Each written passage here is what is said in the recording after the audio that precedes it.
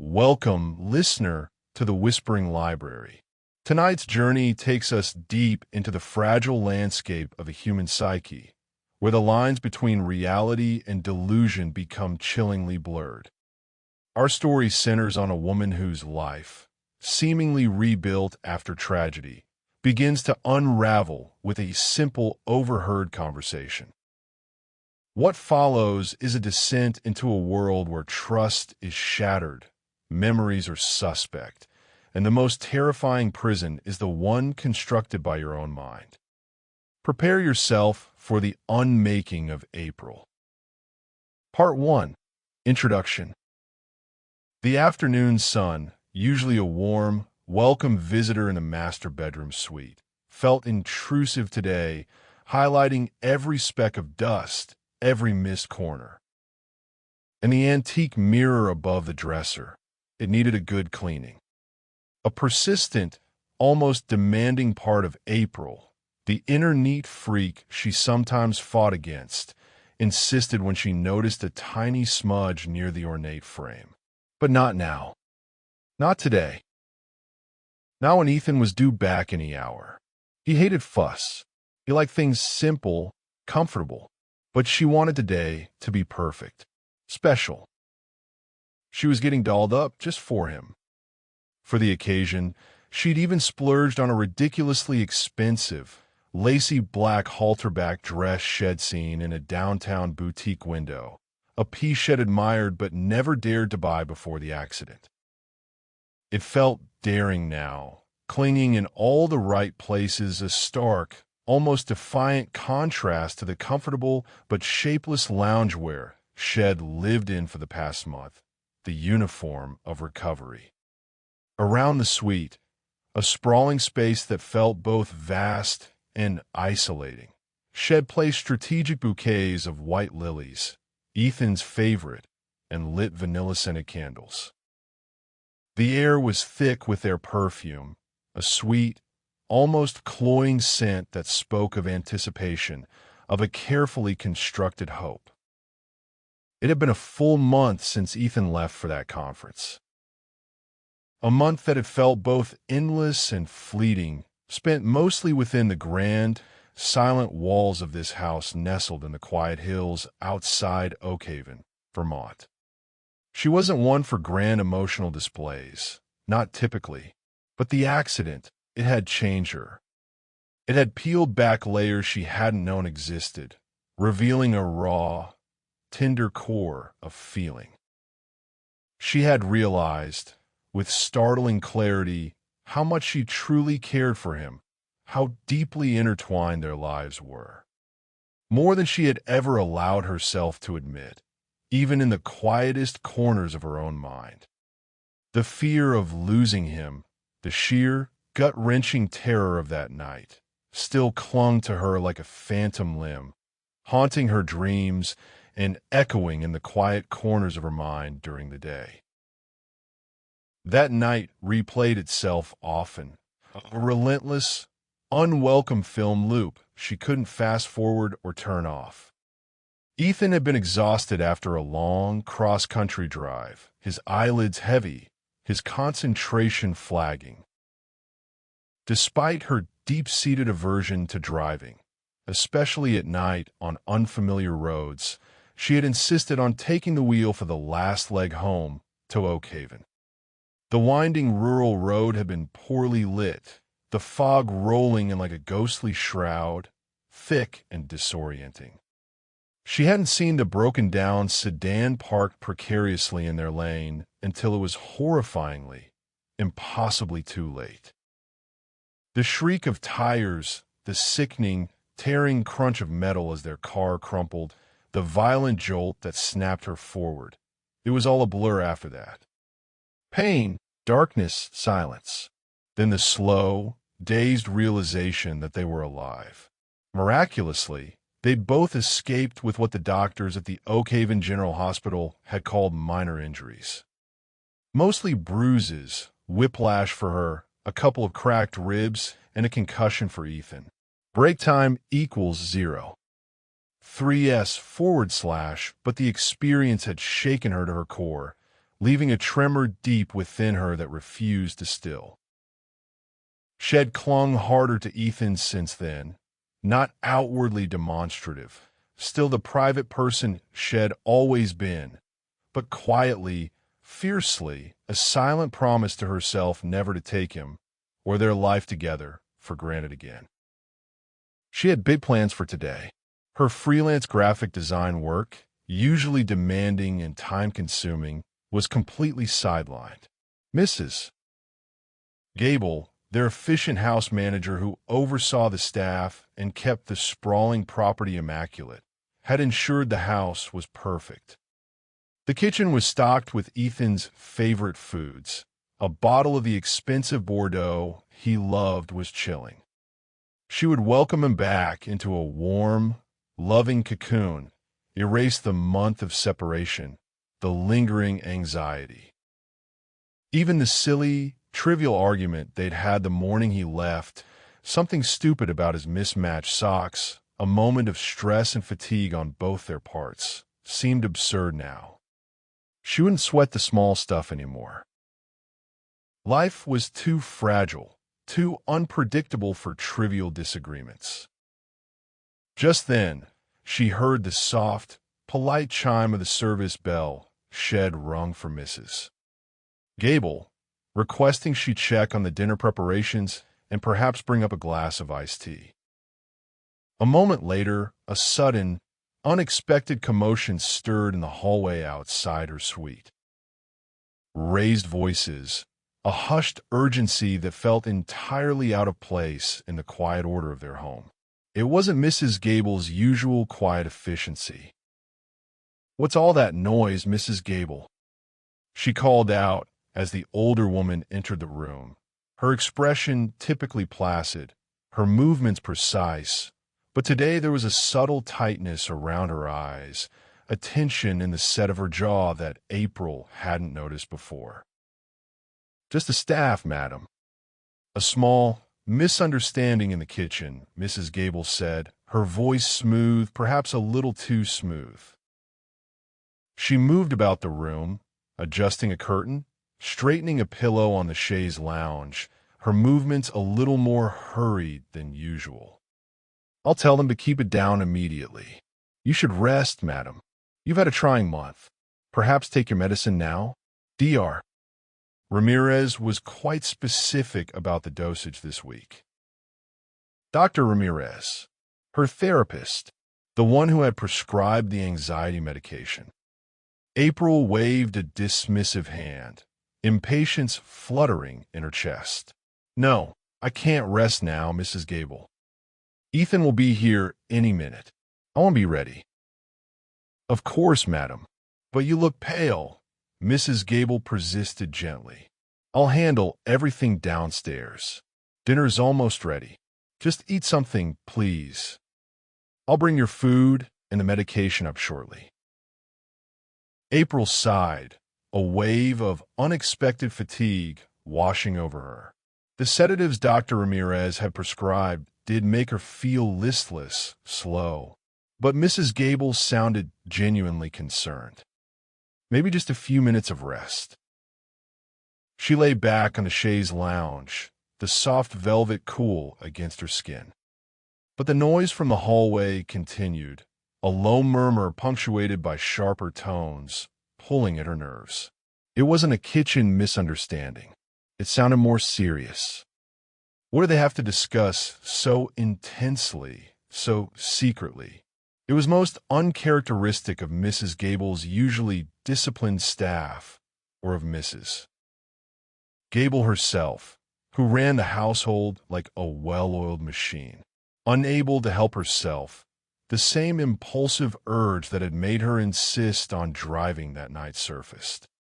Curiosity, or perhaps a deeper, unnamed anxiety, demanded answers.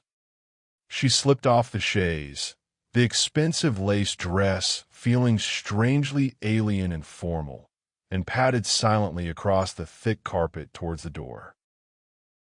She eased it open just a crack, enough to see into the grand hallway, the polished mahogany gleaming in the afternoon light filtering through the tall, arched windows.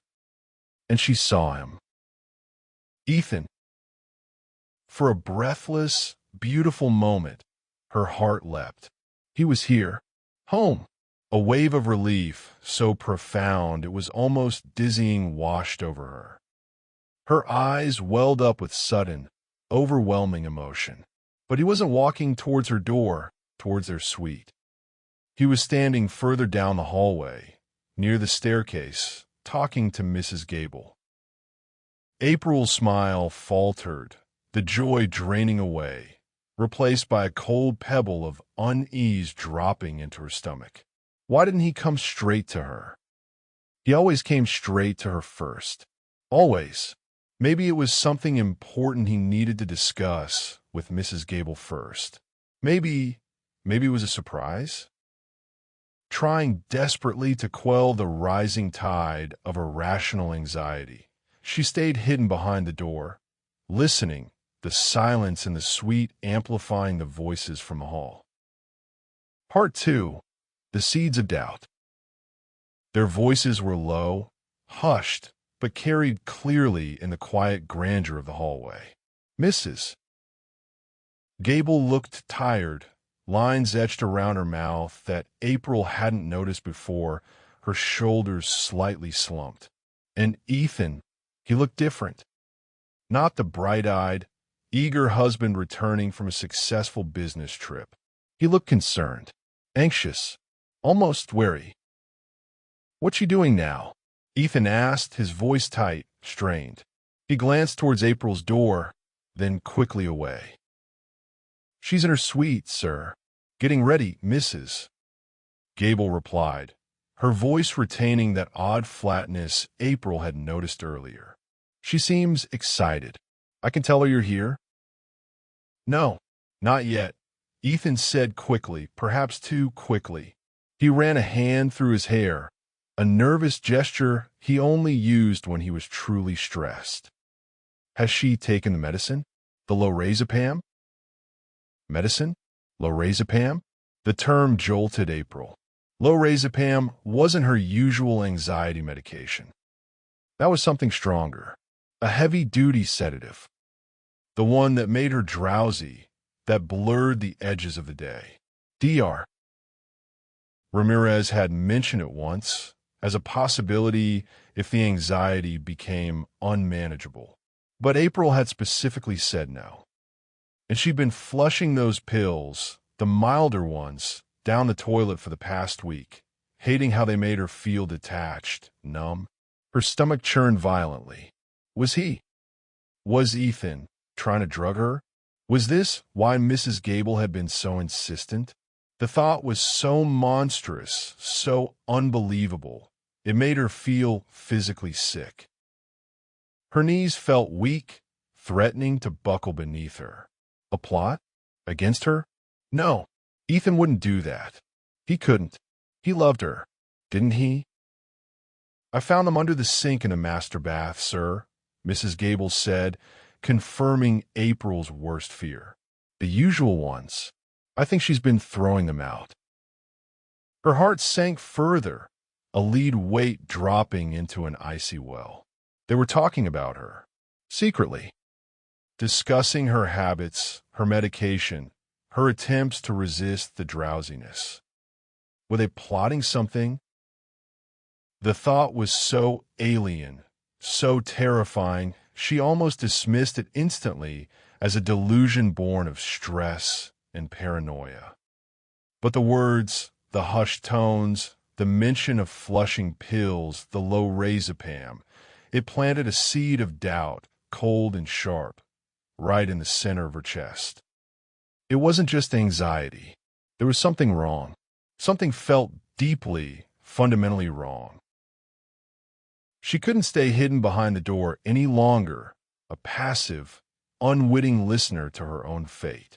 The uncertainty was a physical pain, a suffocating pressure in her chest. She pushed the heavy oak door open with a decisive movement and stepped out into the hallway, the lace dress feeling like armor. her voice trembling despite her desperate attempt at casualness. "What are you two talking about?"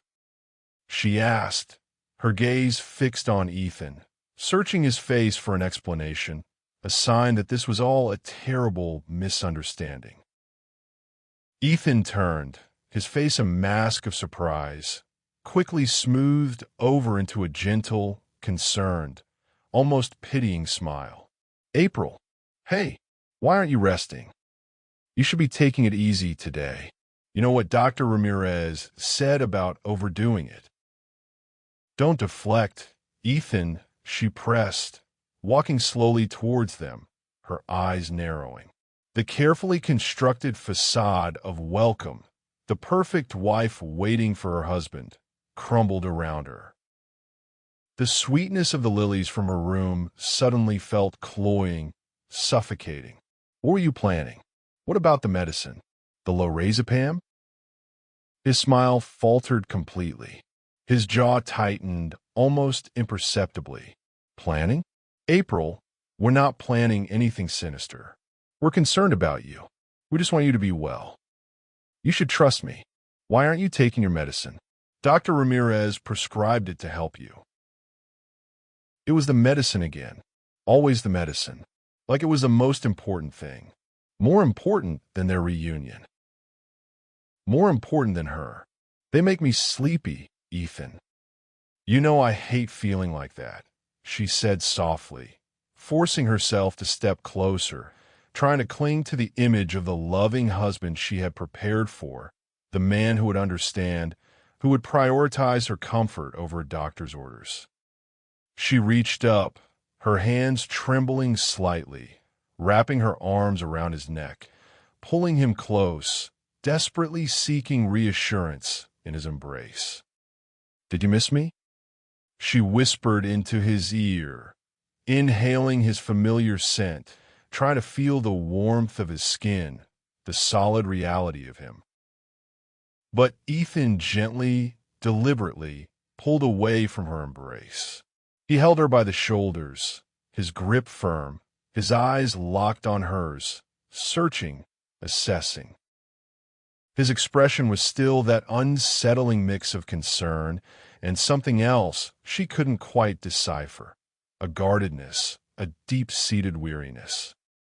"April," he said, his voice firm, his focus unwavering. "Did you take your medicine today? The lorazepam?" That single question, repeated with such insistence, rattled her to the core. Why did it matter so much to him? More than her being here, dressed up, ready to welcome him home? More than her saying she missed him? It felt like he was looking through her, not at her. Like she was a problem to be managed, not a wife to be cherished. Did he not care for her anymore? Had the accident changed him too, but in a way that broke them apart instead of bringing them closer? Just then, a woman in crisp, dark teal scrubs walked briskly down the hall towards them. Her name was stitched neatly above her pocket, Dr. Finch. April recognized her now. She had seen her briefly at the hospital after the accident. She was a psychiatrist, Dr. Ramirez's colleague, she thought. What was she doing here? Now? Rage flared, hot and sudden, incinerating the last vestiges of her composure.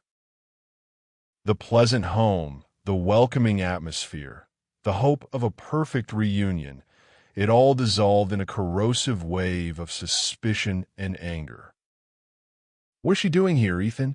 April's voice was low, intense, a venomous hiss she barely recognized as her own.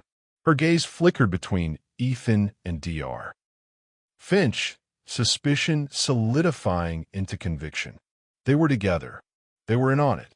Ethan flinched, startled, releasing her shoulders. Dr. Finch, thank God you're here, Ethan said quickly, his voice sharp, professional, completely unlike the gentle husband she knew, or thought she knew. He reached for April again, not to embrace her, but to restrain her as she instinctively recoiled. Mrs. Gable, the syringe. Prepare the lorazepam. 2 milligrams now. Lorazepam. Again. This wasn't a welcome home. This wasn't concern. This was an intervention. But why? What was happening? Break time equals 0. 3s / she struggled against his grip, her mind racing, trying to make sense of the sudden, terrifying shift in reality. They were acting like she was a threat, like she was crazy. Dr. Ramirez is on her way. Dr. Finch spoke calmly into her phone, her eyes assessing April with a clinical, unnerving detachment. Patient is showing signs of agitation and delusional ideation, reverting to the primary false narrative. Primary false narrative? Delusional ideation? The word struck April like physical blows. False narrative? This was her life. This house, Ethan, the accident. It was all real. Mrs. Gable appeared beside them, no longer the house manager, but a stern-faced nurse holding a pre-filled syringe. Before April could truly react, could scream or fight or demand answers, before she could even fully process the transformation of her quiet home into a medical scene, the needle was in her arm. A sudden coolness spread through her veins, followed by a thick, heavy wave washing over her, pulling her down. The elegant hallway seemed to stretch and distort, the polished floor rippling like water. Ethan's face swam before her eyes, no longer loving, no longer her husband, but stern, authoritative, the face of a stranger in familiar clothing. It felt like glass shattering around her, her carefully constructed reality fragmenting into a million sharp, confusing pieces, scattering like dust in the wind. Part 3. The Deepening Mystery. The familiar hallway was gone, replaced by a vast, sterile lobby. White walls that seemed to hum with an unnatural cleanliness, uncomfortable plastic chairs arranged in neat, impersonal rows, the faint, pervasive smell of disinfectant stinging her nostrils. How did you get here? Her head was spinning, her thoughts sluggish and dazed, as if wading through thick mud. She felt heavy, adrift, disconnected from her own body. How did I get here? She whispered, the words thick on her tongue, barely audible. Break time equals 0. 7s / Ethan was there, but not the Ethan who had just arrived home. This Ethan was wearing professional slacks and a crisply pressed button-down shirt, looking less like a husband and more like the doctor. He was laying her down gently on one of the stiff couches, his movements efficient, practiced. Let's not let this happen again, Mrs. Gable, he said, his voice firm, his tone directed not at April, but at the woman beside him, the woman April had known as her house manager, who now stood tall and professional in a nurse's uniform. Of course, Dr. Peterson, Mrs. Gable replied, her voice respectful, deferential. Dr. Peterson, not Ethan. Mrs. Gable, not Mrs. Gable.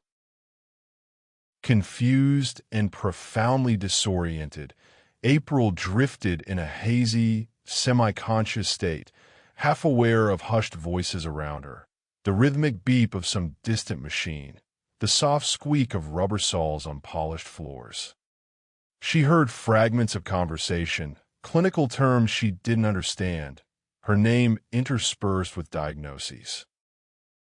She tried to sit up, to clear her head, to demand to know what was happening, but her limbs felt heavy, unresponsive, disconnected from her will. When she woke again, with a start that sent a jolt of adrenaline through her dulled system, she was in a bed. A narrow, uncomfortable cot in a small, impersonal room with bare walls. The window was high up, barred. Bars. Panic flared, sharp and sudden. Where was she? Ethan stood beside the bed, but not alone. He was flanked by 2 men she didn't recognize, both in crisp, expensive suits carrying briefcases. And Mrs. Gable, standing slightly behind them, still in her nurse's uniform, holding a clipboard. One of the men, tall and gaunt with sharp, assessing eyes, consulted a chart on a clipboard. Patient April Hayes, he read aloud, his voice dry, academic. Admitted 2 years ago to Meadowbrook Psychiatric Facility. Diagnosed with bipolar disorder, type 1, and severe schizophrenia, presenting primarily with complex delusional system and occasional catatonic episodes. Multiple recorded psychotic episodes requiring chemical or physical restraint. Medication and therapy are ongoing. Progress has been minimal, as noted in previous assessments. April's breath hitched in her throat, a choked gasp. Meadowbrook? Psychiatric facility? Bipolar? Schizophrenia? Delusional system? That wasn't her. That couldn't be her. This was insane. Literally. They were saying she was insane. Who were these people? What elaborate lie were they telling? What is the suspected etiology? The other man, younger with a softer face but equally sharp eyes, asked Ethan. But he hadn't called him Ethan. He called him Dr. Peterson. Genetics, significant environmental stressors, acute trauma, Ethan Dr. Peterson replied, his voice clinical, detached, like he was discussing a case study, not a person. Her husband died tragically in a road accident approximately 2 years ago. The acute trauma of the event, coupled with pre-existing vulnerabilities we believe she carried, though undiagnosed, seems to have triggered a severe dissociative break and the development of a complex, highly resistant delusional system. She appears to have constructed an entire fake reality to cope, one in which her husband is still alive and well, and she is recovering from minor injuries sustained in the accident. The delusion is deeply entrenched and has proven incredibly difficult to penetrate. Her husband died? No, that wasn't true. It couldn't be. He was right here. The man she loved, the man she married, the man Shed just welcomed home. April curled into a ball in the narrow bed, covering her ears with her hands, trying desperately to block out their voices, which now seemed to echo and distort in the small, sterile room, sounding like the pronouncements of doom. What's happening? Who are these people? You're lying.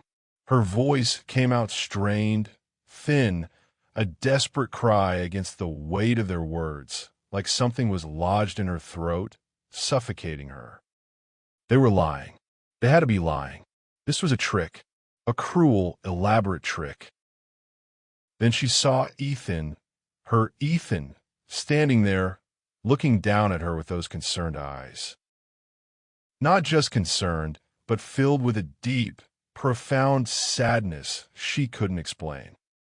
Everything else melted away, the strange room, the men in suits, the lies they were telling, the bars on the window. He'd come for her. He'd come to take her home. Ethan, she whispered, her voice a shaky plea, reaching out a trembling hand from beneath the thin hospital blanket. He took it gently, his touch cool and professional, not the warm, firm grip of her husband. April, he said softly, his voice kind, gentle, but lacking the warmth, the familiarity, the love she craved, the connection that had always existed between them. Do you know where you are? I'm in my bedroom, she said, her voice gaining strength, confidence returning as she focused on him, on their shared reality, the reality of their home, their life together. I wore this dress for you, Ethan. The black one, the lace one. Do you like it? She looked down at the rough cotton hospital gown she was wearing, then back at him, confused. but she had been wearing the dress. She had seen herself in the mirror. Dr. Peterson, Ethan, sighed softly, a sound of deep weariness. April, he said, his voice gentle but firm, as if speaking to a child. You're in a hospital room. This is Meadowbrook, and that's a hospital robe you're wearing, not a dress. No, the word was a sharp, desperate cry, a denial that tore from her lungs. No, that's not true. I was just in my room. I saw myself in the mirror, just a little while ago. I saw the dress. Her voice cracked, the carefully constructed, fragile hold on her reality beginning to splinter, thin lines appearing across the surface like a cracked windshield. You're lying to me. All of you. You're trying to confuse me, to make me doubt myself. Are you trying to prove I'm insane? Is that what this is? A setup? She pulled her hand away from his grasp and sat up abruptly, pointing a shaking finger at the two men in suits, at Mrs. Gable turned nurse, at Ethan turned Dar, Peterson. They're in on it. You're all in on it. You're trying to drive me mad. Is this about Dr. Finch? Was she here? Did you plan this? To lock me away in here? The tall man with the sharp eyes cleared his throat. Miss Hayes, I assure you, no one is lying to you. We are here to help you. You have been a resident at this facility for 2 years. Your husband, Mr. Ethan Hayes, passed away in a car accident on September 9th, 2 years ago. Dr. Peterson here was the attending physician on your case initially and has remained closely involved due to the unique presentation of your condition. Dr. Peterson looked at the wall behind her bed. It was bare, a featureless expanse of institution green paint. April, he said again, his voice heavy with what sounded like genuine sadness, but could also be expertly faked pity. There's no mirror there. That's just an empty wall. There hasn't been a mirror in this room for 2 years. She whipped her head around, her eyes scanning the wall frantically. It was empty, blank. No mirror. No, not fram. No smurfe. Just bare, painted plaster. A cold dread, deeper and more pervasive than any fear she had ever known, seeped into her bones, chilling her from the inside out. She started to mumble to herself, a desperate, shaky litany, clinging to the last vestiges of her belief. I'm not crazy. I'm not crazy. I saw it. I saw the dress. I saw myself. It was real. It was real. Dr. Peterson turned to the other two men, his voice low and grave, as if she wasn't even there, just a specimen under observation. You see, the core delusion is incredibly robust. She's built an entire world in her mind, piece by carefully constructed piece, filling the void left by the trauma.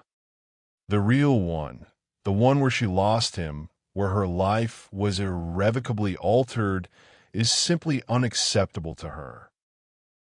Anything we say, any truth we offer, any attempt to introduce reality only seems to heighten her anxiety and reinforces the delusion by being perceived as a threat, as a conspiracy against her.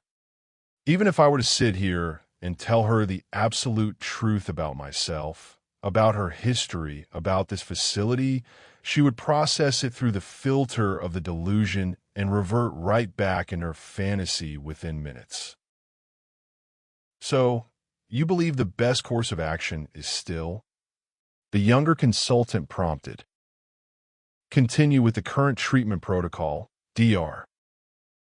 Peterson confirmed with a sigh that seemed to carry the weight of long, frustrating experience.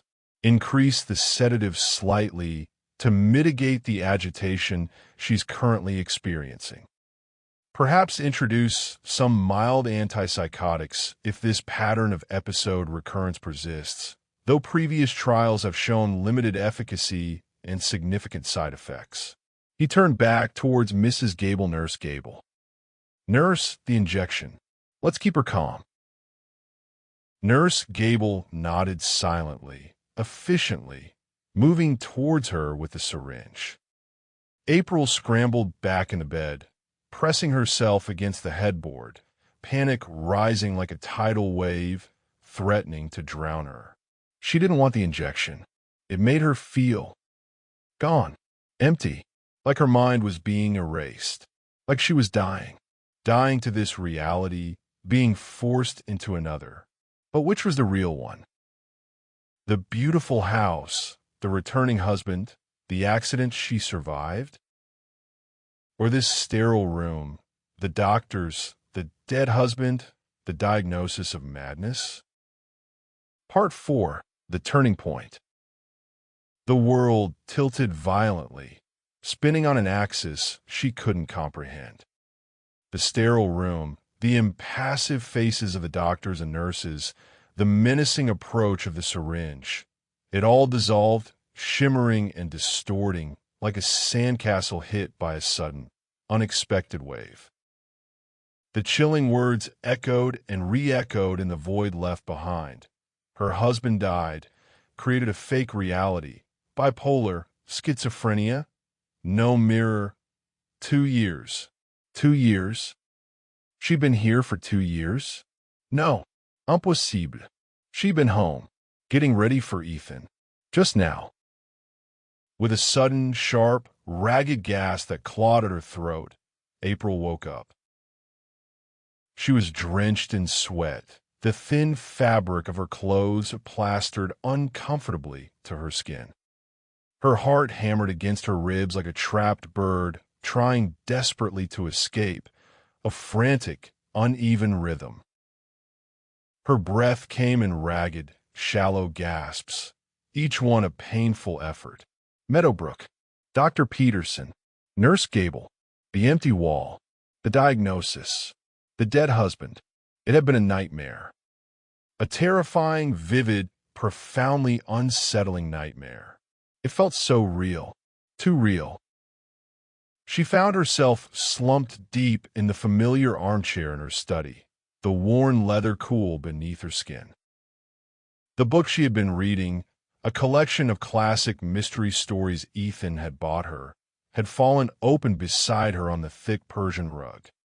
Sunlight, golden and warm, streamed through the tall windows overlooking the back garden, painting bright stripes across the room, chasing away the shadows of the nightmare. She blinked, disoriented, shaking her head to clear the lingering fog. She looked at the antique clock on the mantelpiece, the one that chimed on the quarter hour. 5 p.m. Oh no! The realization hit her with a jolt, sending another wave of adrenaline through her system. 5 o'clock. Pranay must be coming home. She'd fallen asleep, drifted off reading in the quiet afternoon, and had that awful, awful dream. How could she have wasted the afternoon? After all her plans, the dress, the lilies, the perfect dinner. Panic lending her speed, she scrambled out of the armchair, the nightmare fading like smoke in the bright sunlight. She smoothed down her clothes, the comfortable loungewear, not the black lace dress. The dress, that was from the dream. She pushed the thought away. Just a dream. She rushed out of the study, through the wide, familiar hallway towards the main entrance. The house was quiet, peaceful. No hast voices, no emotion. Just as she reached the foyer, the solid oak front door opened inward. And there he was. Ethan. Her face lit up, the last vestiges of the nightmare dissolving instantly into sheer relief, the overwhelming joy, the profound rightness of seeing him standing there in the doorway, silhouetted against the late afternoon light. He was real. He was here, safe. The accident, the waiting, the terrifying dream, it was all behind them now. They were together again. She ran to him, a breathless laugh escaping her lips, throwing her arms around his neck, holding him tightly, burying her face in his chest, inhaling his familiar, comforting scent, a mix of his cologne and the crisp outdoor air. He was wearing the dark gray suit she loved, the one with the faint pinstripe. He was solid, warm, undeniably real. He smiled, a genuine, warm, loving smile that crinkled the corners of his eyes, the smile that always melted her heart. "April, hey, missed you, sleepyhead. Did you have a good nap?"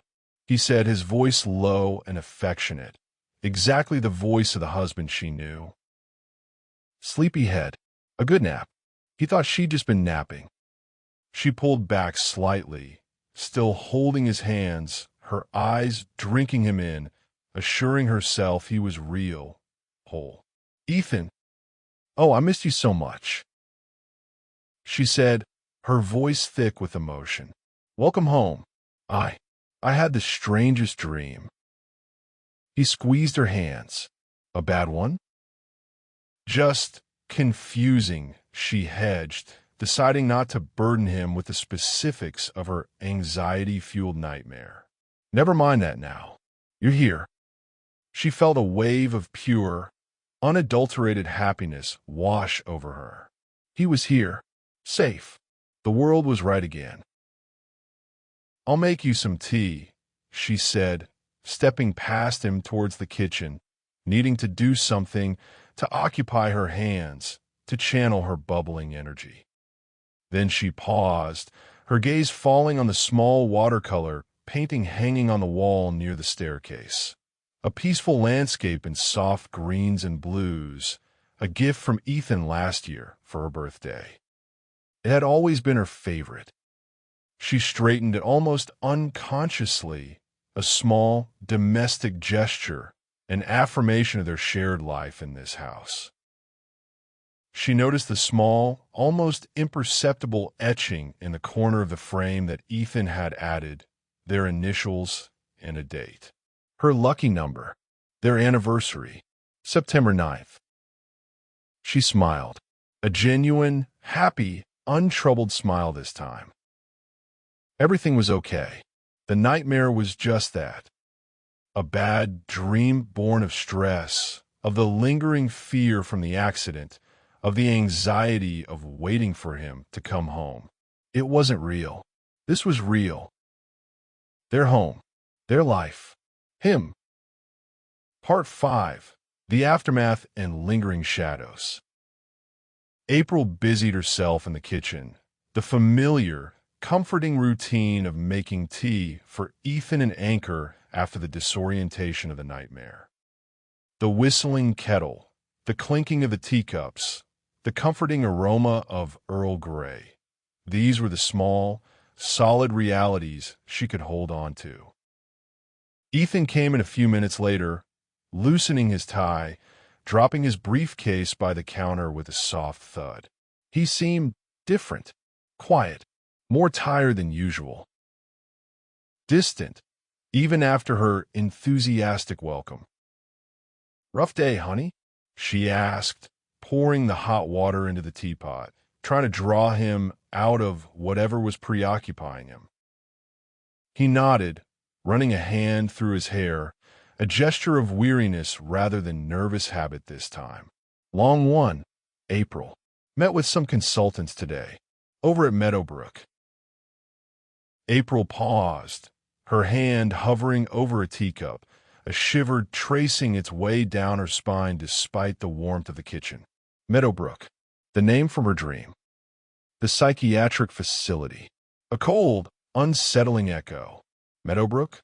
she asked, trying to keep her voice light, casual, as if the name held no significance for her. Isn't that a psychiatric place? Way out on the east side?"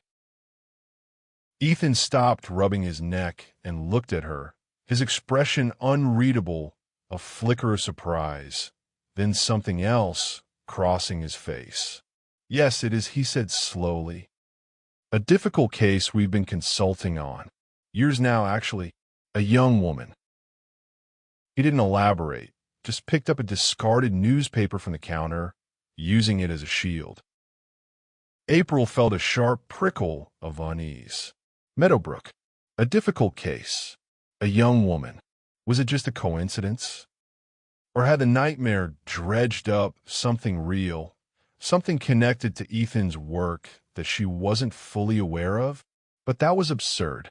Ethan wasn't a psychiatrist. He was a financial analyst. He worked downtown, in the city, dealing with mergers and acquisitions.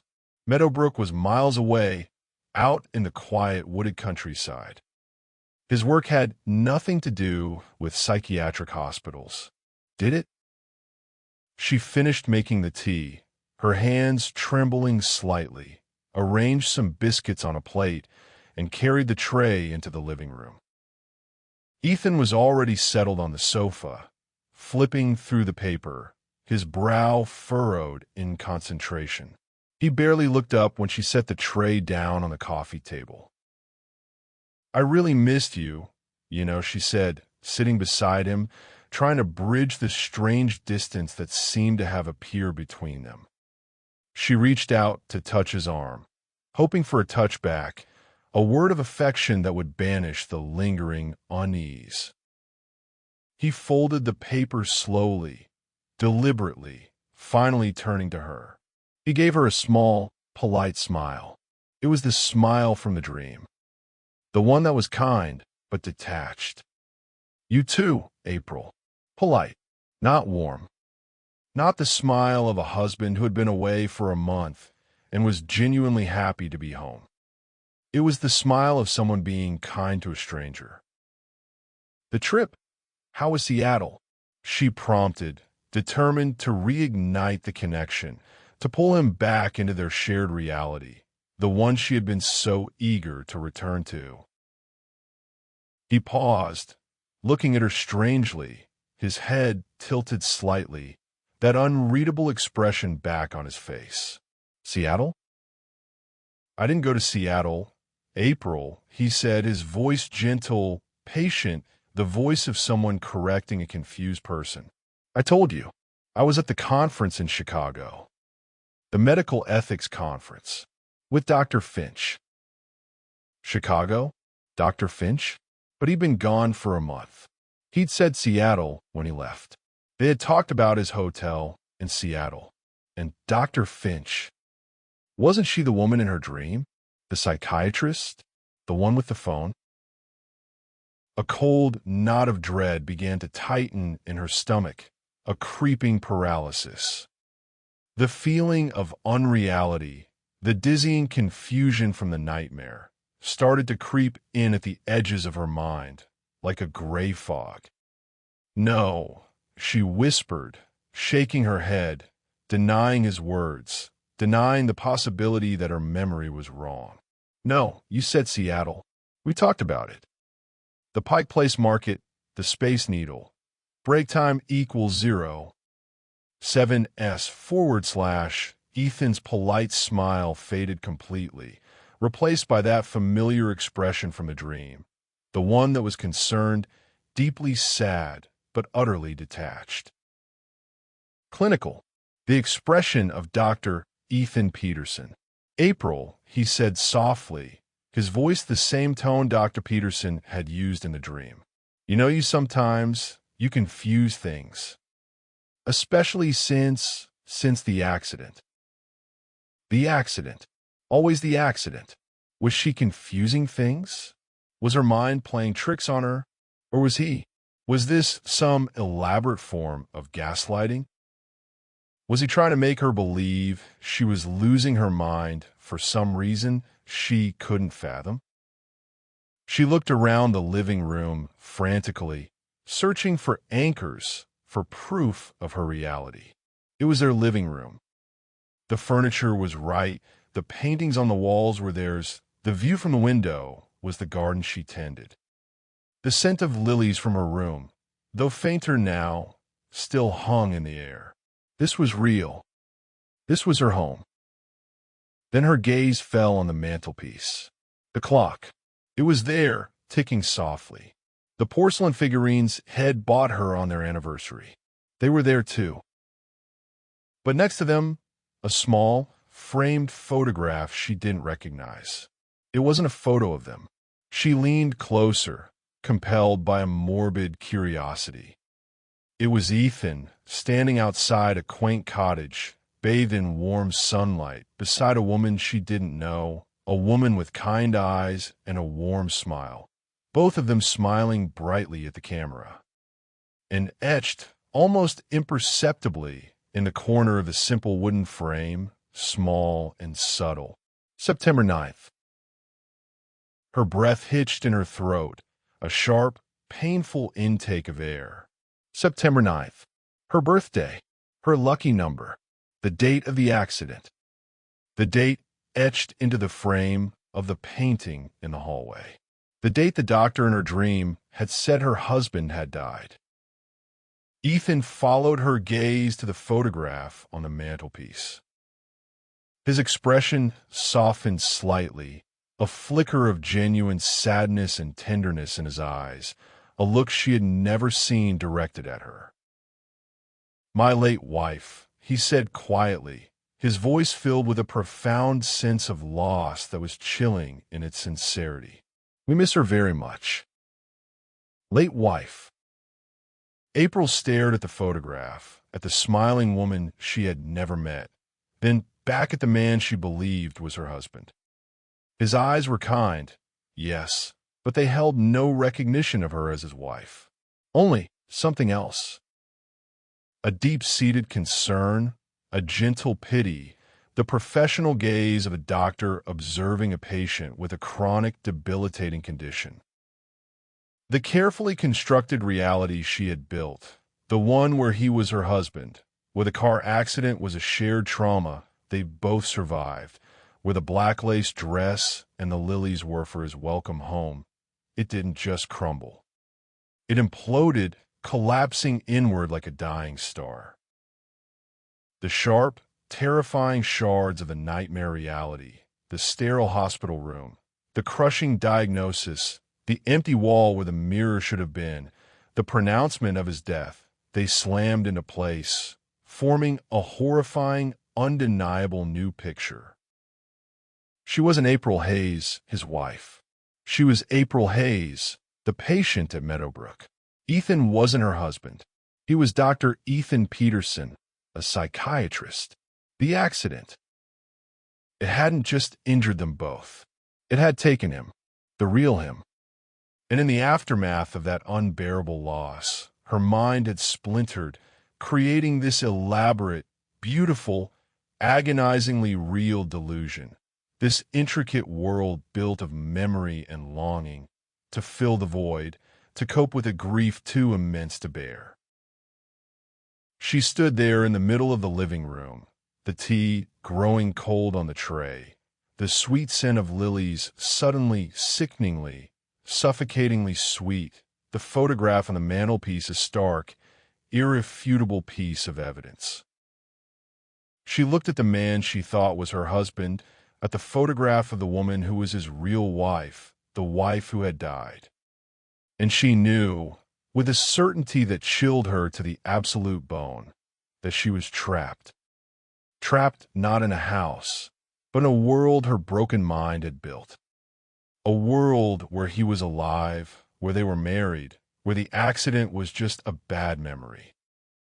A world that would inevitably dissolve every time the harsh, undeniable light of truth threatened to penetrate.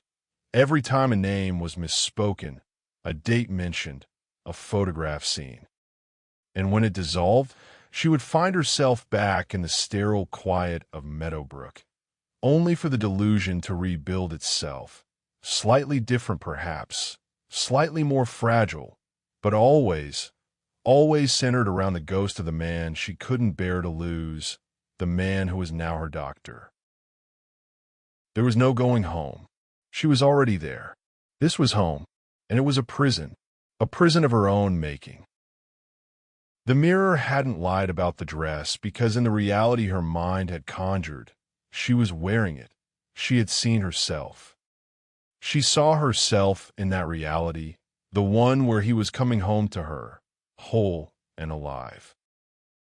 But in the true reality, the one she occasionally glimpsed through the widening cracks of her delusion, she was in a hospital gown, perhaps sitting in that sterile room, or perhaps just here in this house, which was also part of the elaborate stage set of her mind, staring at an empty wall, waiting for the next moment the illusion would break, waiting for Dr. Peterson or Nurse Gable to appear, waiting for the injection. The wound wasn't the accident itself. It wasn't the physical injuries or the fear. The wound was her mind, irrevocably broken, forever trapped in a cycle of grieving, forever weaving the same beautiful, tragic lie to protect itself from a truth it could not accept. And the shadows, they weren't just lingering at the edges of her vision. They were her new, permanent companions, the ever-present harbingers of the truth she was forever running from.